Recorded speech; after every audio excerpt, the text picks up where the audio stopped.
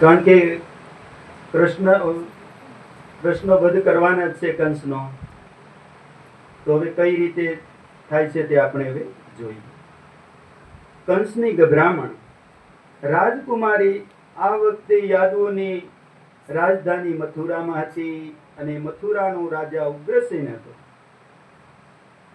તેની રાજકુમારી દેવકી સાથે વસુદેવના લગ્ન થયા. વસુદેવ દેવકી રથમાં બેસી પોતાના ઘેર જવા તૈયાર થયા. ત્યારે દેવકીનો ભાઈ કંસ તેમને સારું લગાડવા રથ હાંકવા બેઠો.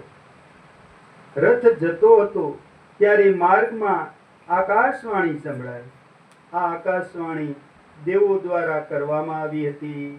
કેમ કે વસુદેવ મહાન વૈષ્ણવ હતા, પાક્કા વૈષ્ણવ હતા. કંસ વાસુદેવને બહુ ત્રાસ આપે તો ભગવાનનું પ્રાગટ્ય જલ્દી થાય. ભગવાન તેમના ભક્તોનું દુઃખ સહન કરે નહીં. પાપી દુઃખી થાય તો ભગવાન સાક્ષી રૂપે જુએ છે, સહન કરે છે. પરંતુ પુણ્યશાળી દુઃખી થાય તો ભગવાનથી સહન થતું નથી. તે વખતે આકાશવાણી થઈ. અસ્ય સ્વામષ્ટો ગર્ભો હંતાયા વસસે બુધ. હે મૂર્ખ કંસ, તને અક્કલ નથી? તું જેને પહોંચાડવા જાય છે તે દેવકીનો 8મો ગર્ભ તારો કાળ છે. કંસ આકાશવાણી સાંભળી ક્રોધે ભરાયો. આ દેવકીને જ મારી નાખો તો ગર્ભ રહેશે નહીં. તેણે રથમાં નીચે ઉતરી અને દેવકીનો ચોટલો પકડ્યો. તલવાર લઈ અને દેવકીને મારવા માટે તૈયાર થયો.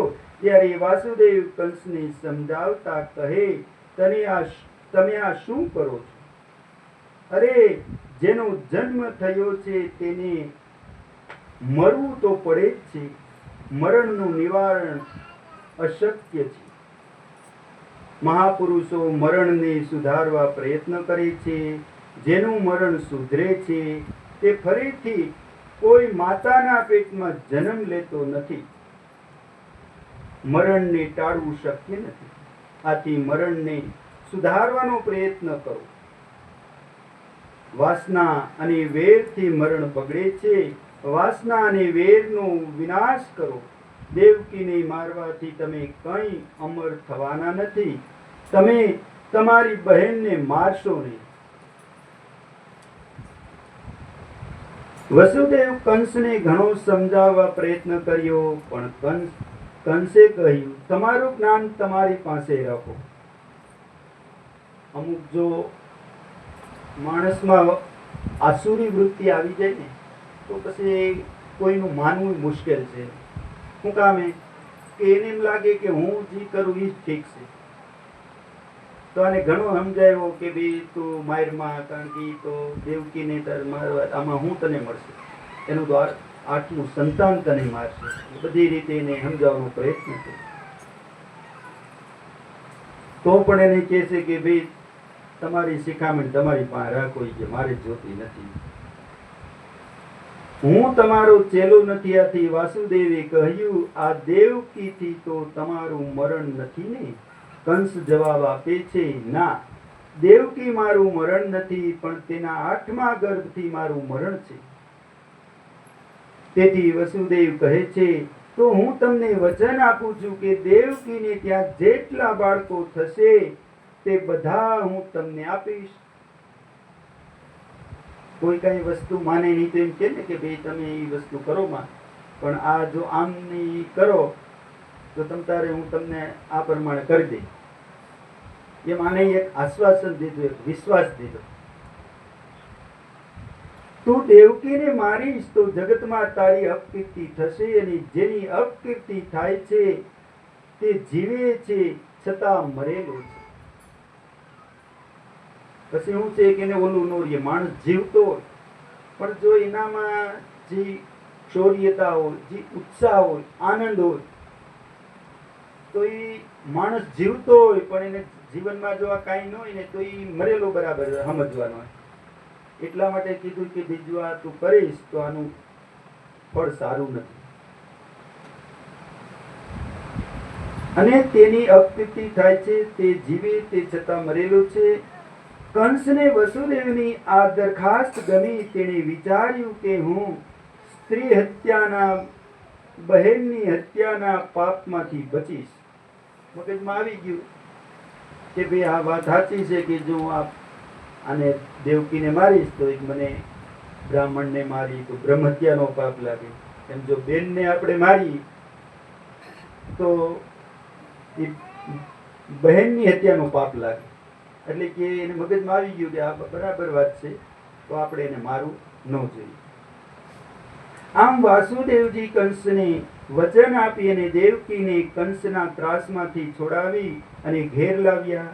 વસુદેવ શુદ્ધ સત્વગુણનું સ્વરૂપ છે અને દેવકી એ નિષ્કામ બુદ્ધિ છે. આ બેયનું મિલન થાય એટલે ભગવાનનો જન્મ થાય છે. થોડા સમય બાદ દેવકીને ગર્ભ રહ્યો. પ્રથમ બાળકનો જન્મ થયો. વસુદેવને પોતાનું વચન યાદ આવે છે. વસુદેવજી અંદર ગયા. તેમણે બાળકને ઉઠાડ્યું. દેવકીજી રડવા લાગ્યા. મારો ભાઈ તો કાળ જેવો છે, બાળકને મારી નાખશે. વસુદેવજી કહે, મેં વચન આપ્યું છે, મારે પાપ કરવું નથી. વસુદેવજીને પાપની બહુ બીક લાગતી હતી. તે પાપની બીક રાખે છે, પવિત્ર જીવન ગાળે છે. તેના ઘેરે પરમાત્મા પધારે છે. તો આવી પવિત્રતા હોય તો એની ઘેરે પ્રભુ જરૂર પધારે. વસુદેવજી બાળકને લઈ કંસના દરબારમાં ગયા. તેમણે બાળકને કંસની આગળ મૂક્યો. બાળકને જોઈ કંસનું હૃદય પીગળ્યું. વાસુદેવને ઘેર બાળક જન્મ્યો તે હું જાણતો ન હતો. ધન્ય છે વસુદેવજીને કે તેમણે આપેલું વચન સત્ય કરવા આ બાળકને લઈ આવ્યા છે. વસુદેવજીના સત્સંગથી કંસની બુદ્ધિ સુધરી ગઈ. મારે પાપ નથી કરવું. આ બાળકને મારવાથી મને કંઈ લાભ થતો નથી. મારું મરણ તો 8મા બાળકથી છે. આ તો પહેલો છે, એટલે આ બાળકને હું નહીં મારું. એને મગજમાં આવી ગયું કે ભાઈ જો આકાશવાણી થઈ હતી કે 8મું સંતાન તને મારશે, તો પછી આને સમજાવ્યા તો એને મગજમાં બેસી ગયું કે ભાઈ પેલું બાળક હું જો એને મારી નાખે તો એ તો હું પાપનો જ ભાગીદાર થાય. એટલે એને પછી કઈ ન માર્યો. પેલા બાળક નહીં મારું. કંસે વસુદેવજીને કહ્યું, આ બાળકને તમે ઘેર લઈ જાઓ. 7 બાળકને તમારે ઘેર રાખજો. 8મું બાળક મારો કાળ છે.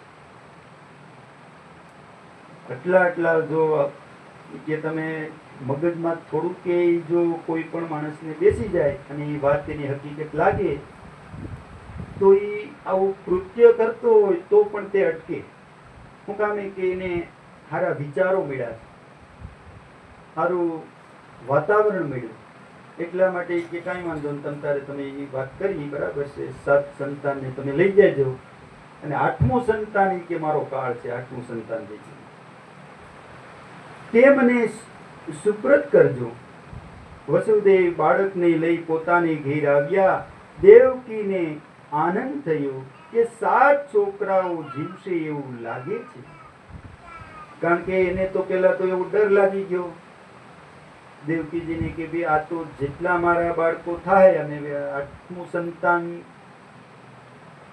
કંસનો વધ કરે એમ હતો કૃષ્ણ ભગવાન, તો પછી એને થઈ ગયું કે હાલો 7 બાળકોને આપણે છોડી દેવાય. આ બાજુ નારદજીની ચિંતા થઈ કે કંસની બુદ્ધિ સુધરશે તો તે જલ્દી મરશે નહીં. આ વધારે ને વધારે પાપ કરે તો જ જલ્દી મરે ને તો જ જલ્દીથી ભગવાનનું પ્રાગટ્ય થાય. ભગવાન કોઈને મારતા નથી, મનુષ્યને મારે છે તેનું પાપ. આપણે ઘણી વખત કહેતા હોય ને કે ભાઈ ભગવાને મને મારી નાખ્યા, કે ભગવાને મને આમ કરી નાખ્યું. થોડીક સંકટ સમસ્યા આવે તો આપણે દોષ સીધા કેને દઈ? ભગવાન.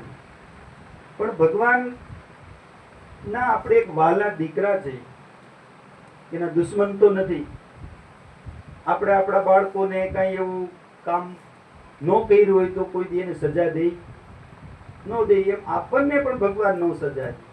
એ આપણા એવું કામ હોય, આપણાથી એવું થઈ ગયું હોય, પછી એને હિસાબે આપણે મળ્યું હોય તો આપણે જ સ્વીકાર કરવું જોઈએ. પછી કર્મ આપણે એવા કરીને ભગવાનને આપણે દોષિત ઠેરાવી તો એ માનવતાની દ્રષ્ટિએ સારું ન કહેવાય. ભગવાન કોઈને મારતા નથી, મનુષ્યને મારે છે એનું પાપ. હંમેશા બે વસ્તુની બીક જરૂર રાખજો, પાપની અને ઈશ્વરની. ઘણી વખત શું છે, આપને સત્તા, સંપત્તિ, ભીત બધું આવી જાય તો આપણે કોઈને માનીએ નહીં કે ભાઈ ભગવાન છે નહીં, બીજું છે નહીં. એટલે જો ભાગવતમાં કીધું છે કે તમે બીજાનો ડર ન રાખો તો કાંઈ નહીં, પણ એક ઈશ્વરનો ડર રાખજો. અને બીજા કેનો? પાપનો. પાપ કેને કે જો નો કર્મ કરવાનું હોય, આપણે કર્યું હોય અને પાપના ભાગીદારી થાય તો ઈ કર્મ નહીં કરવાનું. બેથી જો આપણે બચી જાય તો આપણે જો ભગવાને આ મનુષ્ય દેહ અવતાર દીધો તે આપણે દુર્લભ કહેવાય. પાપની અને ઈશ્વરની નારદજી જ્યાં જાય ત્યાં કલહ જગાડે છે, પણ નારદજીના કહલમાં લોકોનું કલ્યાણ સમાયેલું છે. નારાયણ નારાયણ કરતા નારદજી કંસ રાજાને ત્યાં ગયા. કંસ રાજા એ નારદજીનું સ્વાગત કર્યું અને પૂછ્યું, મહારાજ ક્યાં જઈને આવ્યા છો? નારદજી કહે, હું તો સ્વર્ગમાં ગયેલો, ત્યાં દેવકીની ખાનગી સભા થઈ ગઈ હતી. આ બધી ખાનગી વાતો હું તને કરું તે યોગ્ય નથી, છતાં તું મારો ખાસ માણસ છે તેથી તને કહેવા આવ્યો છે. બધા જ દેવો તારી પાછળ પડ્યા છે, તને મારવાનો પ્રયત્ન કરે છે. તું તો ભોળો છે, તને તો શત્રુની પણ દયા આવે છે. શત્રુને સાધારણ સમજવો નહીં. જો આપણો કોઈ એવો દુશ્મન હોય તો આપને એમ થઈ જાય કે ભાઈ કાંઈ કર્યો નથી, એ હું કરી શકું. પણ ઘણી વખત આવા બનાવ બનતા હોય કે આપણે એને હાવ કાંઈ એમ સમજી કાંઈ કરી શકે નથી ને એ બહુ કરે. દ્રષ્ટાંત દેવાતું હોય ન દેવાતું હોય ખબર નહીં. એક દ્રષ્ટાંત હું અમારા ફોર્સનું આપું કે એક જમાદાર હતા અને બીજા સિપાહી હતા. તો અમારામાં પરેડ કરવાની. તો પરેડ કરીને તો એને એમ થયું કે ભાઈ આ હરકુની ભૂલ પડી તો સાંજે અમારે શું છે બધી હાજરી પૂરે. તો એમાં કીધું, ભાઈ તને આવડતું નથી અને તું કેમ કે આમ કરશો કે બોલો ભાઈ કે ભાઈ મારી ભૂલ થઈ ગઈ થોડીક સ્લુપ દેવામાં, તો તું મને વારે વાર ટોઈકમાં આવી ગયા. એટલે વારંવાર મને આમ ઓલું કઈમાં દર વખતે તું કે આમ થઈ ગયું. તો આને પોતે હતો એ BHM, અમારામાં એ જમાદાર હોય BHM મોટો એને પાવર દીધો કે ભાઈ બધું તારે સંભાળવાનું. તો કે જો તારાથી થાય આમ તેમ કરી નાખ.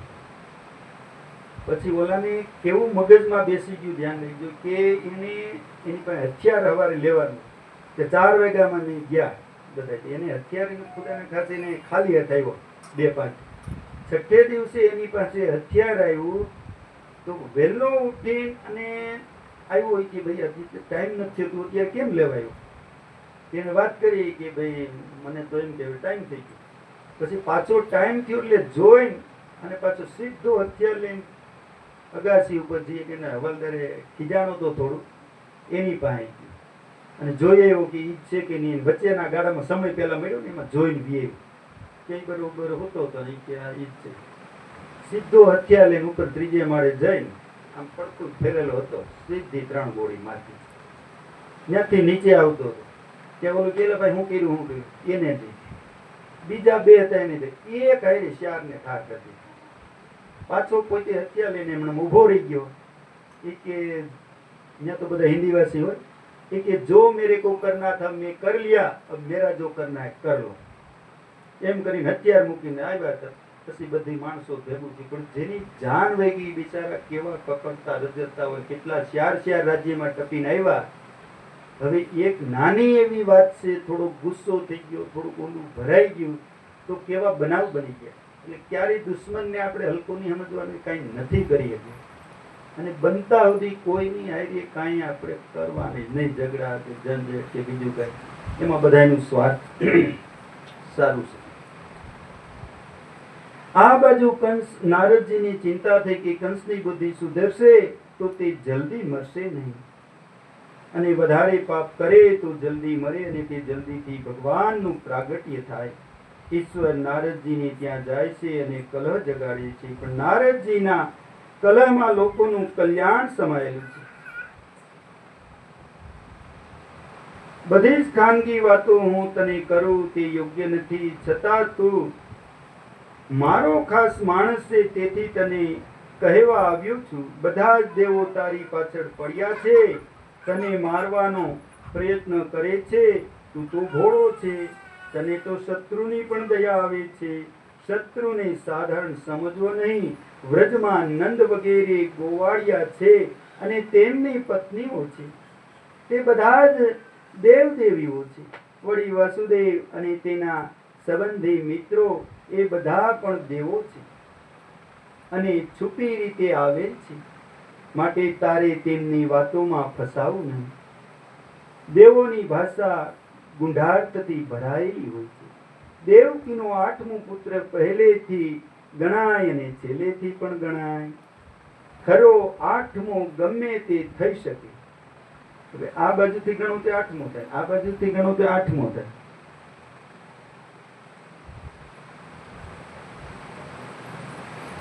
ખરો 8મો ગમે તે થઈ શકે છે. તે ગણતરી કરનારની ઈચ્છા ઉપર આધાર રાખે છે.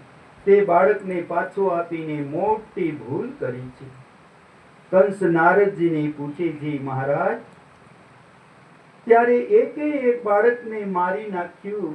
નારદજી બોલવામાં ચતુર હતા. તે કહે, હું તને આવું કહેતો નથી, હું ફક્ત તને સાવધાન કરવા આવ્યો છું.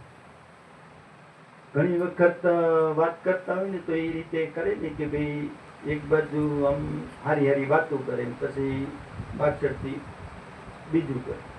એમ નારદજી છે ને એમ વાત કરતા કરતા કે મેં તને કીધું છે પણ મારું આવું તાત્પર્ય નથી. હું તને કે સાવધાન કરવા આવ્યો છું, તને ચેતવા આવ્યો છું કે તું ધ્યાન રાખજે. હવે તને યોગ્ય લાગે તેવું કર. આટલું કહીને નારદજી નારાયણ નારાયણ કરતા ચાલતા થઈ ગયા.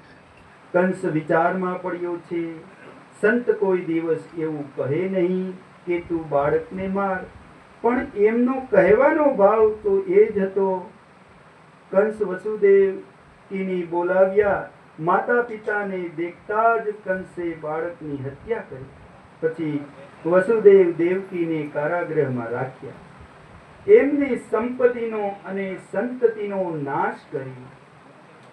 વિના અપરાધે વસુદેવ દેવકીને હાથ પગમાં બેડી પડી, છતાં તેમણે મનને મનાવી લીધું કે પ્રભુને ઠીક લાગ્યું તેમ કર્યું. ભગવત કૃપા થઈ કે ભગવત સ્મરણ કરવા માટે એકાંત મળ્યું. અતિ દુઃખમાં પણ પ્રભુ કૃપા સમજવી. કોઈ પણ દુઃખ તકલીફ આવે તો આપણે થોડાક હતાશ થઈ જાય છે કે અરે પણ આમાં હું આવું થઈ. પણ જ્યારે કાંઈ પણ આવું દુઃખ તકલીફ કે આવે તો પણ એમાં આપણે માનવાનું કે આમાં ભગવાનની જ કૃપા છે. આજે દુઃખ આવ્યું તો કાલે સુખ આવવાનું જ છે. દુઃખ અને સુખ એક સિક્કાની બંને બાજુ જ હોય છે. એટલા માટે ક્યારેય પણ આપણે જીવનમાં નિરાશ નથી. માતરમ પિતરમ ભાતૃરમ સર્વાચ્યમ સાહસ તથા ધ્વંતિ હૃદય સ્તૃણો લબ્ધા રાજાના પ્રયોશો ભુવિ. કંસને અભિમાન છે. તે જીવ માત્રને કારાગૃહમાં રાખે છે. સગળા જીવો આ સંસાર રૂપી કારાગૃહમાં પુરાયેલા છે. આપણે બધા પણ કેદમાં છીએ. જીવ કામને આધીન છે ત્યાં સુધી તે સ્વતંત્ર નથી. સંસાર એ કારાગૃહ છે, બધાને બંધન છે. વાસુદેવ દેવકી કારાગૃહમાં પણ ચાલ્યું. આપણે બધા સૂતા છીએ, કારાગૃહમાં હોવા છતાં જીવો જાગતા નથી, પણ સૂતેલા રહે છે. સંસારમાં જે જાગે છે તેને જ ભગવાન મળે છે.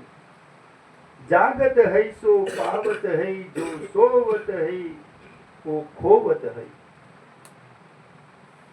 કબીરદાસે પણ કહ્યું છે, સુખિયા સબ સંસાર હૈ, ખાવે અરુ સોવે, દુખિયા દાસ કબીર હૈ, જાગે અરુ રોવે. કબીર તેની માટે જાગ્યા અને રડ્યા એટલે ભગવાન તેમને મળ્યા. મીરાબાઈ તેમને માટે જાગ્યા અને રડ્યા એટલે ભગવાન તેમને મળ્યા. કંસે પોતાના પિત્ર ઉગ્રસેનને પણ ખેદ કર્યો અને પોતે સુરસેન દેશનું રાજ્ય કરવા લાગ્યો. કંસ મગધના રાજા જરાસંઘની પુત્રીને પરણ્યો હતો, એટલે બળવાન બની અને તેણે અનેક અસુર રાક્ષસોને આશ્રય આપ્યો. યાદવોને એ દુશ્મન બન્યો અને એન કેન પ્રકરણ તેમનો નાશ કરવા લાગ્યો. દુઃખી થયેલા યાદવો અન્ય દેશોમાં રહેવા લાગ્યા. ગયા અને મથુરામાં જે યાદવો બાકી રહ્યા તે કંસની સેવા કરવા લાગ્યા. દુઃખને સુખ સમજીને જે ભક્તિ કરે, જે સુખ દુઃખથી પર થાય તેને આનંદ મળે. શ્રી કૃષ્ણ આનંદમય છે. સંસારમાં જેટલું સુખ છે તેટલું દુઃખ પણ છે. સંસારનું કોઈ પણ સુખ 3-4 મિનિટથી વધારે ટકતું નથી. સુખ આપે ત્યારે વિચાર કરો, પ્રભુએ હજુ મને સાચું સુખ આપ્યું છે. મારું મન હજી શુદ્ધ થયું નથી. મારા મનને હજુ વિકાર વાસના ભરેલા છે. સુખ મળે તો રાજી થશો નહીં, તેમ દુઃખ આવે ત્યારે મનને સમજાવજો. પરમાત્માએ મને સુધારવા માટે આ સજા કરી છે. આમાં કીધું છે ને કે ભાગવત કથામાં કે આમાં સુખ દુઃખ બંનેમાં આપણે ક્ષમતા જાળવવાની. જાજુ સુખ આવી ગયું હોય તો એમાં આપણે છલી નહીં જવાનું કે જાજુ ઓલું નહીં કરવાનું, અભિમાન નહીં લેવાનું. અને દુઃખ આવ્યું હોય તો એ દુઃખથી આપણે હતાશા નિરાશા પામવાના નહીં, કારણ કે એ એક બંને ભગવાનનો પ્રસાદ સમજી અને એને હસતા મોઢે એ દુઃખને વેઠી લેવું. એ જ માણસનું જીવન છે. બાકી માણસને કોને સમસ્યા નથી આવતી. કોઈ પણ માણસ એવો જગતમાં લગભગ ભગવાને નહીં બનાવ્યો હોય કે નહીં હોય કે એને સમસ્યા નહીં હોય. અને જો નાનું મોટું દુઃખ આવ્યું હોય તો એવું નથી કે એનો સોલ્યુશન ન પણ હોય. જેટલી સમસ્યા હોય તો એનો હલ પણ હોય. દુઃખમાં ડહાપણ આવે છે. દુઃખમાં અંદરથી જ્ઞાન સ્ફુરણ પામે છે. દુઃખમાં જ ખાતરી થાય છે કે સંસાર સ્વાર્થી છે. ભગવાન સિવાય મારું કોઈ નથી. દુઃખને સુખમાં માની ભક્તિ કરો. જે દુઃખને સુખ માને છે તેને આનંદ મળે છે. સુખનો વિરોધી શબ્દ દુઃખ છે. લાભનો વિરોધી શબ્દ હાનિ છે.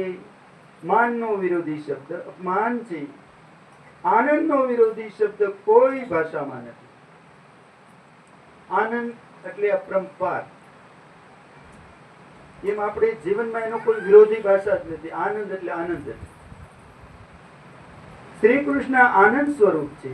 આનંદ પ્રાપ્ત કરવો હોય તો સુખ દુઃખમાંથી પર થાવો. સુખમાં અને દુઃખમાં મનને શાંત રાખો. વસુદેવ દેવકી કારાગૃહમાં અતિ દુઃખમાં હતા. દુઃખમાં પણ મન શાંત રાખતા, દુઃખને સુખ સમજી ભક્તિ કરતા વસુદેવ દેવકી એવું માનતા કે પ્રભુએ અમને કેદ રાખ્યા તે સારું કર્યું છે.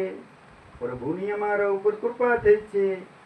ઘરમાં બરાબર ભક્તિ થાય નહીં, પણ આ કારાગૃહમાં કંઈ કામકાજ કરવાનું હોતું નથી. આપણા જેવાય તો શું કહે કે અરે આ હું કરી નાખ્યું. અને આ દેવકીજીએ આવા જેલમાં રહેવા છતાં એને કીધું કે કાંઈ વાંધો ના, તો કેવું સરસ છે.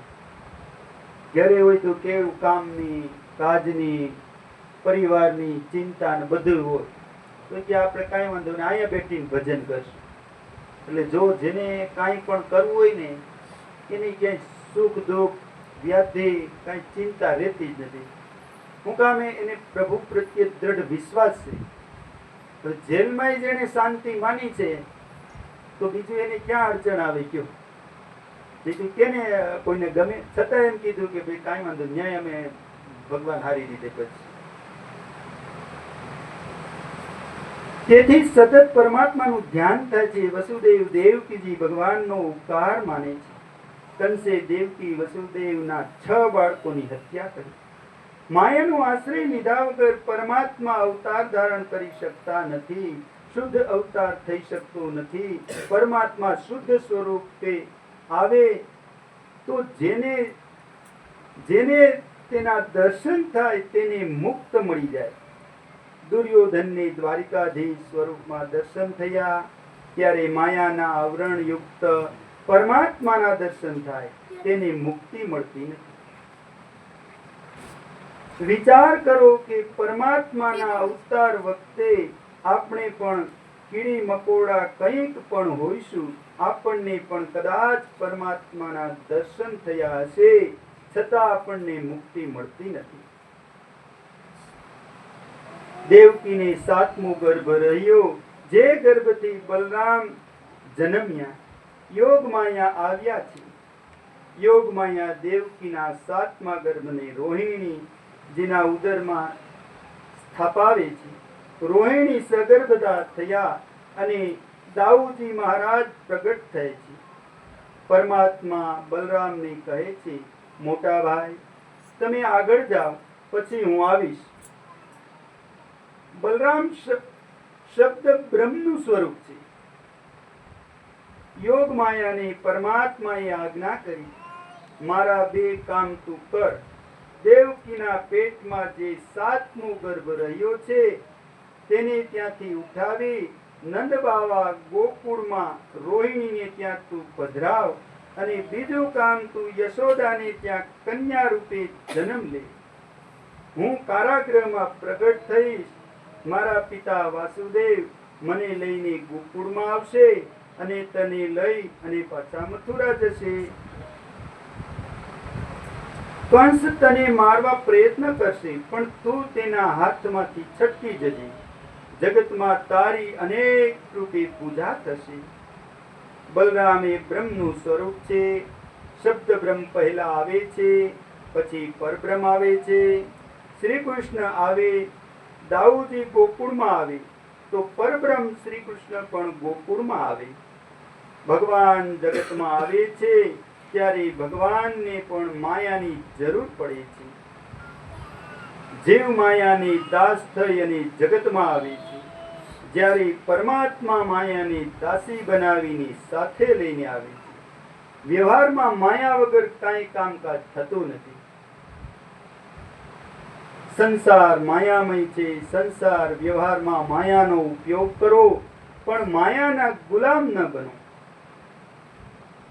આપણે શું કરીએ છીએ કે માયાના ગુલામ બની જાય. બધું કામ કે પૈસા કે આ કમાવામાં જ રહી છે. એટલે એમ કીધું નથી કે આ માયા કમાવીની જરૂર છે. જીવન આપણે સંસારી છે, પૈસા ટકાની જરૂર હોય, વ્યવહાર પણ બધો આપણો પૈસાથી જ ચાલે છે. પણ હાવ એના ગુલામ ન થવું એમ કે પૈસા બધું સર્વસ્વ છે, એ સિવાય બીજું કાંઈ નથી, તો એવું હાવ ન રહેવું. સંસાર માયા છે. સંસાર વ્યવહારમાં માયાનો ઉપયોગ કરો, પણ માયાના ગુલામ ન બનો. તમે બધા વૈષ્ણવ છો, તમે તમારા સ્વરૂપને યાદ રાખજો કે હું પરમાત્માનો અંશ છું. હું માયાનો દાસ નથી, હું શ્રી કૃષ્ણનો દાસ છું. જે માયાને આધીન બને છે તેમને માયા રડાવે છે.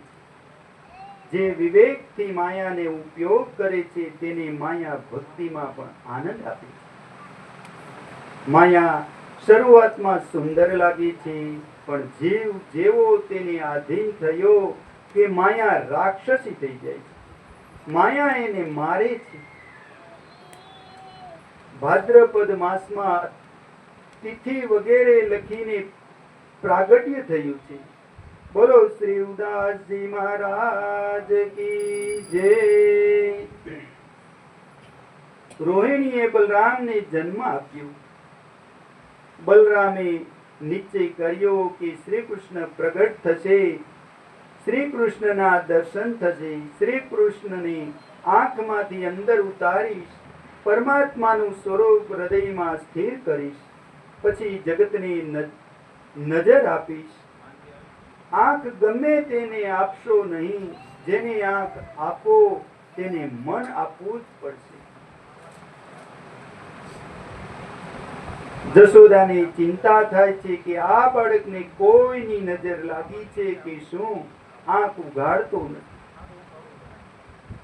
એમણે ચાંડિલ્ય ઋષિના પત્ની પૂર્ણમાસીને બોલાવ્યા.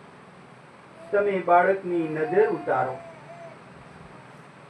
જો આ હમણાં જ નથી, આ તો આદિકાળથી આવેલું આવે.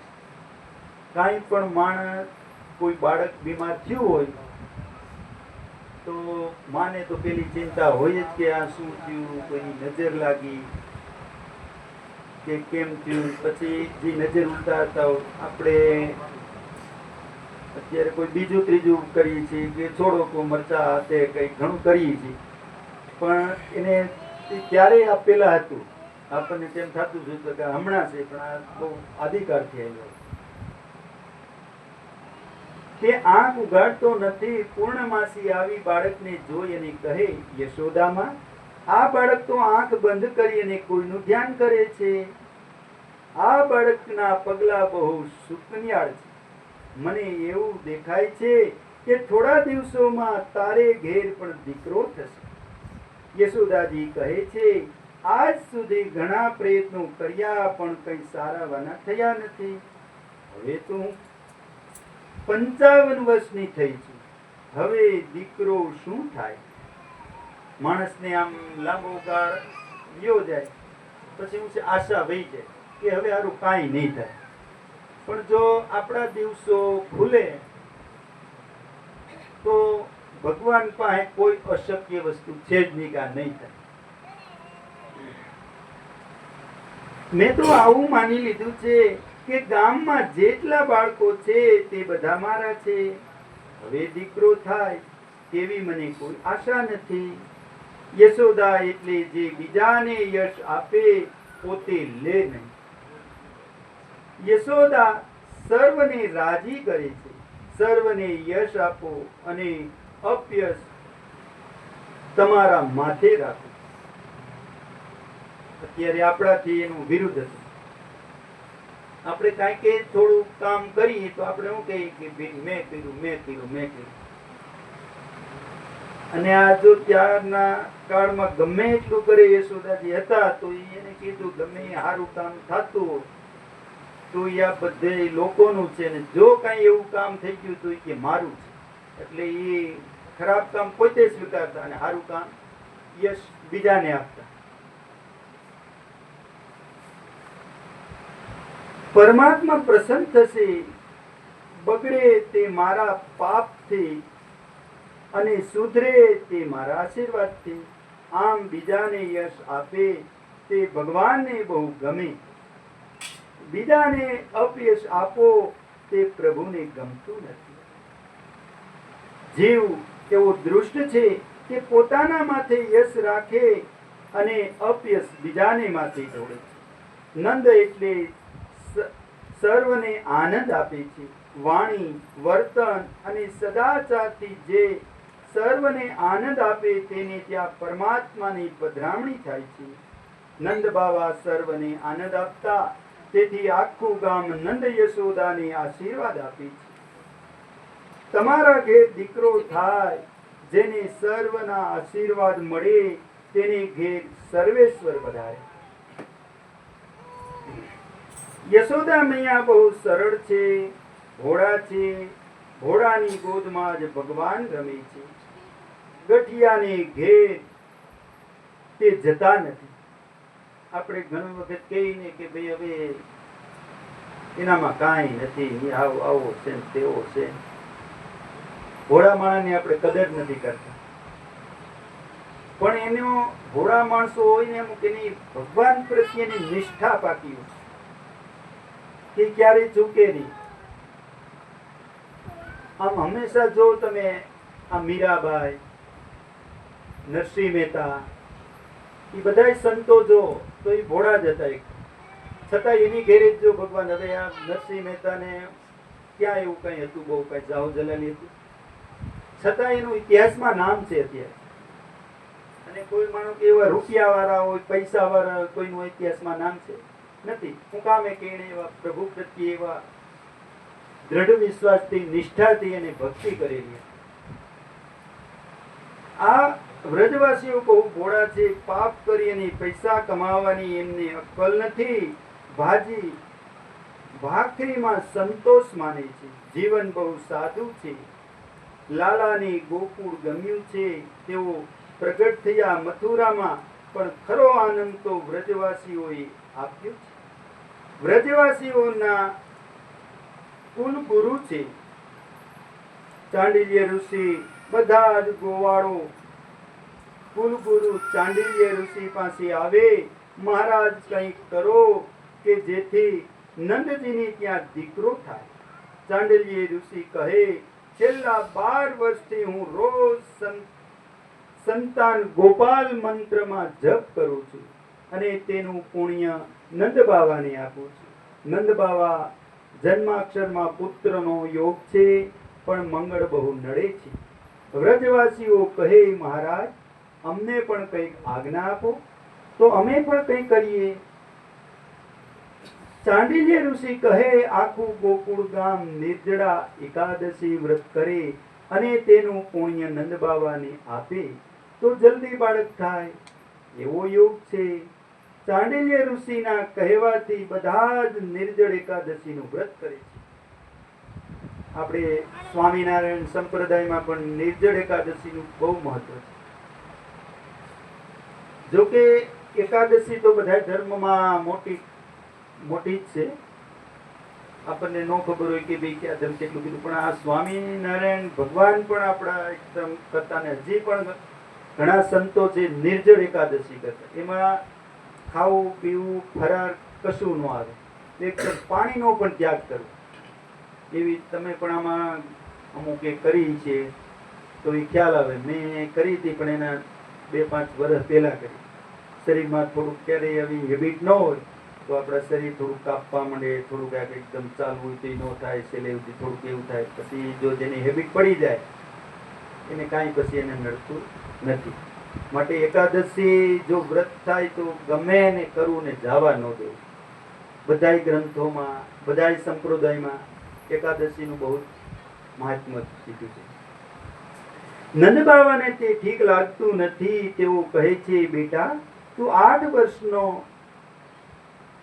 વર્ષનો છું, તારો ફળાહાર કરવો નથી. હવે નાનું બાળક હોય એટલે એને કેવી કે ભાઈ હવે તું 8 વર્ષનો છે તો તારે આ રીતે વ્રતનું આ રાખવું નહીં, કારણ કે આ બહુ કઠિન પડશે. બાળક જવાબ આપે છે, બાબા તમારે ઘેર દીકરો થાય તે માટે હું વ્રત કરું છું. બધાની એક જ ઈચ્છા છે કે પરમાત્મા પ્રસન્ન થાય અને નંદ બાવાને ત્યાં બાળકનો જન્મ થાય. બધા જ નારાયણ નારાયણ કીર્તન કરતા કરતા ભગવાનને મનાવે. નંદ બાવાને ઘેર દીકરો થાય. 23 એકાદશીઓ થયા પછી શ્રી કૃષ્ણ પ્રગટ થયા. 23 એકાદશીઓ કરજો, ત્યાર પછી શ્રી કૃષ્ણનો જન્મ થયો. બધાને એવું લાગે છે કે અમે વ્રત કર્યું તેથી દીકરો થયો છે, કનૈયો અમારો છે. આખું ગોકુળ ગામ કનૈયાને જોઈ અને આનંદમાં નાચી ઉઠ્યું. કારણ કે બધા વ્રત કરતા.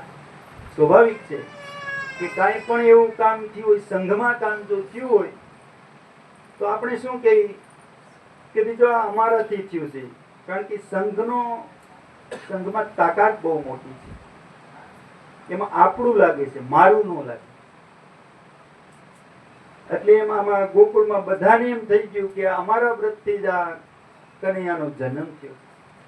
આનંદમાં નાચી ઉઠ્યું છે. બધાને હૃદયમાં એવો ભ્રમ જાગ્યો છે કે બધાને એવું લાગે છે કે કનૈયો મારો જ દીકરો છે. યશોદાજી બધાને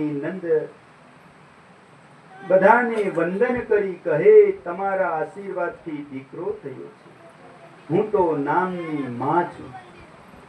જો દીકરો એની કુકે જન્મો તોય નથી કીધું કે આ મારો એટલે અહમ ક્યાંય એને આવ્યો જ નથી. જો આ વાંચવામાં ક્યાંય પણ આવ્યો. અને આપણે થોડુંક કામ કરીને આપને શું છે કે હું પણ આવી જાય, તો હું પણ એ કાઢી નાખી તો જીવનમાં માણસનો ઘણો વિકાસ થાય અને એ માણસ માનવતા વાળા છે. તમારા આશીર્વાદથી દીકરો થયો છે. હું તો નામની માં છું. દેવકીને 8મો ગર્ભ રહ્યો. તે સમયે યશોદાજી પણ સગર્ભા થયા છે. દેવકીજીના મુખ ઉપર તેજ દેખાય છે. કંસ રાજાને ખાતરી થઈ ગઈ મારો કાળ એના પેટમાં હોય તેવું લાગે છે. આમ વિચારી અને તે દેવકીના બાળકના જન્મની વાત જોવા લાગ્યો. કંસ રાહ જોઈને જ બેઠો હતો, તાકીને જ બેઠો હતો કે કઈ 8મું સંતાન થાય અને કઈ હું એનું નિકંદ કાઢી નાખું, મારી નાખું. કંસ રાજાએ સેવકોને ચેતવી દીધા, હવે મારો કાળ આવવાનો છે. તમે બધા સાવધાન રહેજો. સહેજે પણ ગફલતમાં રહેશો નહીં, નહીતર તમારું મોત આવી પડશે. કંસના જીવનને ચેન પડતું નથી. જો ક્યાંથી ચેન પડે? કારણ કે એનું કામ જ એવું કર્યું હતું બધું રાક્ષસી વૃત્તિનું, બીજું ત્રીજું. એટલે કાળ નજીક આવ્યો તો કોઈને ચિંતા કરે, ભગવાન ન કરે કોઈને, પણ આપણને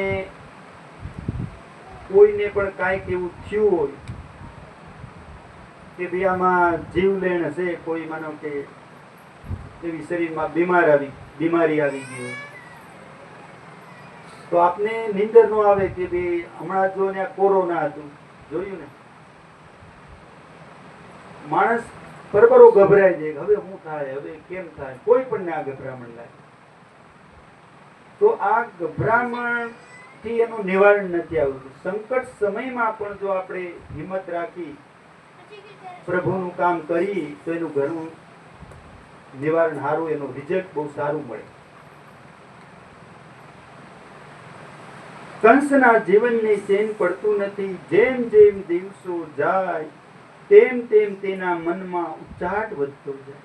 ઉઠતા બેસતા ખાતા પીતા અજંપો ચાલુ છે. બરાબર શાંતિપૂર્વક ખવાતું નથી, ઊંઘાતું નથી. મન બેચેન અને બેબાકું રહે છે. કાળ માથે એનો ઘૂમતો પછી એની ક્યાંથી શાંતિ હોય?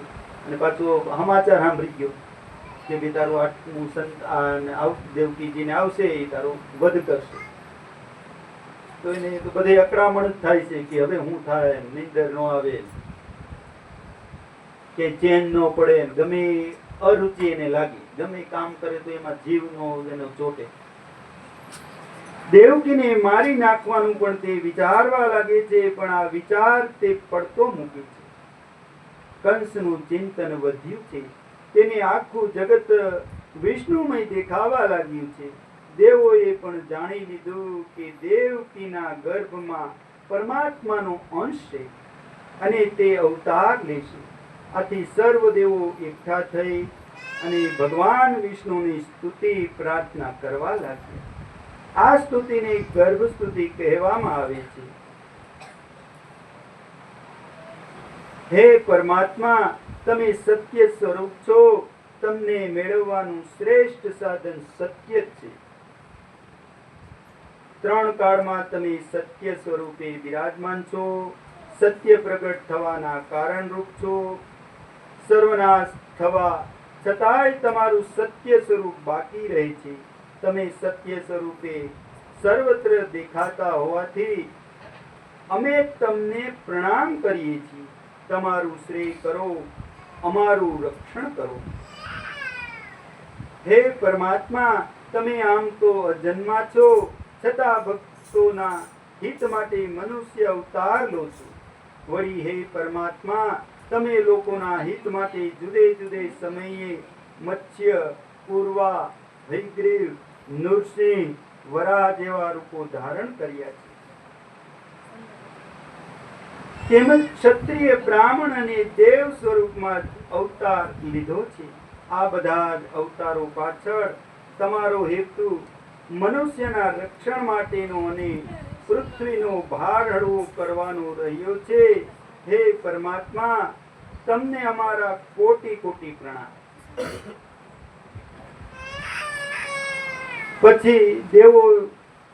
પછી દેવો દેવકીજીને આશ્વાસન આપે છે, હે માતા, હવે ચિંતા કરશો નહીં. પરમાત્મા અમારું કલ્યાણ કરવા આપના ઉદરમાં પ્રગટ થયા છે. આપનો આ પુત્ર યાદવોનો રક્ષક થશે. ધન્ય છે આપને. આમ કહી અને દેવો પોતાના સ્થાનને પહોંચ્યા. એટલે આમ દેવોએ બધું સારું ઈચ્છ્યું કે ભાઈ આ તો તમારે કે સારા કૃષ્ણનો જન્મ થાય છે, બધાનું રક્ષણ કરશે અને બધા પાપમાંથી મુક્ત થશો, આવું આશ્વાસન આપ્યું. હવે આપણે એક ભાવગીત લેશું, ત્યાર પછી શ્રી કૃષ્ણનું પ્રાગટ્ય વિશે વાંચીશું. ચાલો ભાવગીત.